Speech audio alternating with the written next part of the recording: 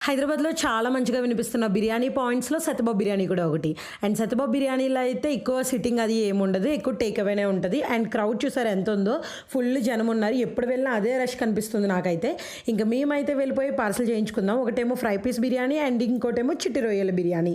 ఆ 2 కూడా మాకు చాలా ఇష్టం అనమాట. ఎప్పుడూ తింటాను. ఈసారి వీడియో తీయడానికైతే నాకు టైం సెట్ అయింది. అండ్ ఇంకా మాకు ఇష్టమైన చికెన్ పకోడీ అయితే తీసుకున్నాము. అక్కడ కోడి పకోడీ అలా రాసినప్పుడే నవ్వుతూ చదువుతూ తీశాననమాట. ఇంకా అందులో కాజునే ఎక్కువ కనిపించింది. అలా పెట్టుకోగానే నాకు మా ఊర్లో చించినాల్లో చికెన్ పకోడీ గుర్తొచ్చింది. చించినాల్లో కూడా చాలా బాగుంటుంది. సేమ్ అదే టేస్ట్ వచ్చింది అనిపించింది. ఇంకొకటి ఏంటి అంటే బిర్యానీ ఫస్ట్ అయితే ఫ్రై పీస్ బిర్యానీ తిన్నాను. పీస్ అయ్యి మంచిగా అవుతూ మంచి స్పైసీగా తగిలింది.